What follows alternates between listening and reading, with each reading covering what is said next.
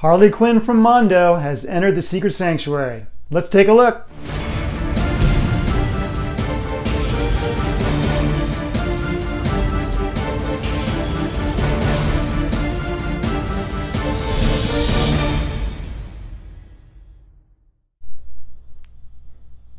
Hey statue collectors, and happy St. Patrick's Day. Harley is my first statue from Mondo, and I'm pretty impressed. They did a really good job on her. The edition size is 1,961, a little bit higher than I thought, and from what I read, a little bit higher than Mondo expected as well. So apparently they have a hit on their hands. It came with 2 shipper boxes and an art box, which I thought was pretty impressive. So you had the art box, a shipper box, and then that within a 3rd box with styrofoam corners to make sure it doesn't move around. And so it's nice because not only do you get a perfect statue, but you also get a perfect art box, which was pretty cool. So there's not a lot to say about assembly. The base and the statue itself come as one unit. They do not separate. The record player comes in 2 pieces and go in by magnets. The bottom part and then the lid is a separate piece that also goes in by a magnet. The record albums you just scatter around the shag carpet, and the sleeves actually do have tiny records in them. I'm just going to leave them in there. I might pull a couple out, I'm not sure, but I'm tempted just to leave them in there. And they all have graphics on them, Joker fish, different Joker faces. I'll show you close-ups of those. But overall, it's a nice effect. I like the fact that it's a different take on Harley. Normally you've got Harley with the giant mallet, or you've got her doing something, I don't know, kissing the Joker or whatever. This is just her in a very contemplative mood in her bedroom, listening to Joker music apparently, and thinking about her man. So it's a different take, but I think it works. And they've done a really good job on it. Mine is pretty much perfect. I will show you close-ups in a minute. There is a tiny, tiny white dot of paint on her mask, very close to her forehead. I'm not going to worry about that. Maybe I'll dab at it with a little black paint. I'm not sure if I'm going to bother, but it is not something that I would contact Mondo about. It's like a speck. It's really, really small. All right, let's do some close-ups. So here she is. I was a little bit concerned the other day when I first started seeing pics on the message boards from other collectors who'd received their Harley, because some of the pictures of the portrait, I felt like she had lost that kind of faraway, dreamy look that the prototype had.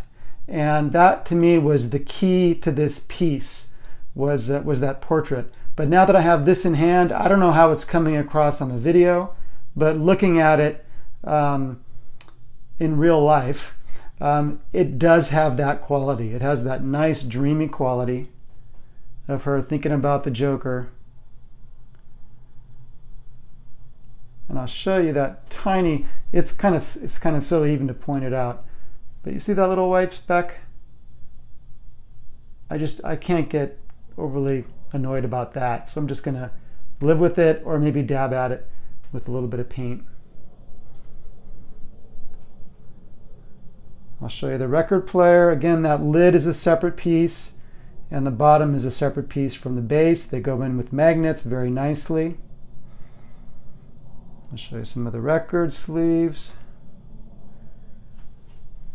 Some of the art on them is kind of fun.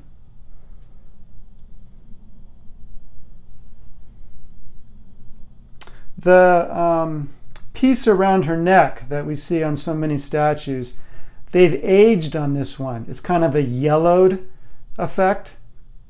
Like, I mean, I don't know that we've ever learned where Harley got her original costume from, but this suggests that it's kind of a vintage costume that she wears, rather than something that she's put together herself or had made new.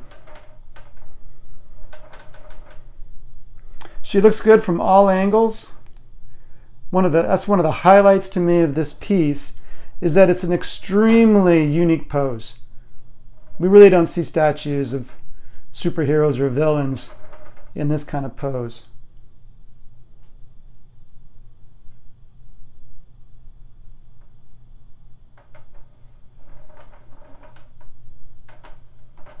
And I just love that portrait.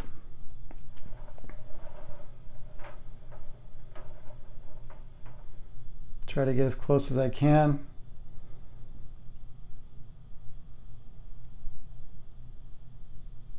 Love it. Really, really nice. Give it another spin. The boots are cool.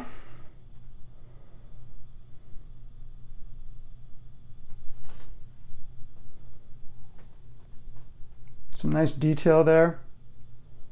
It's the colors are kind of a matte black and red.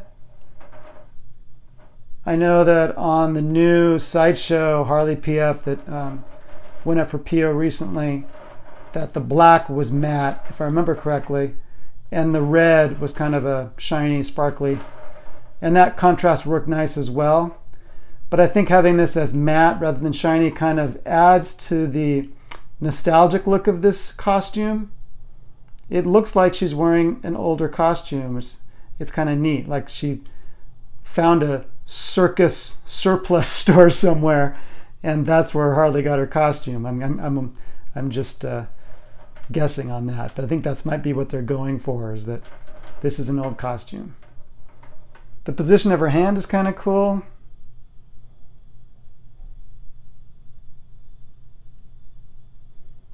Very contemplative, very wishing that Mr. J was there. Just a really nice theme for a statue.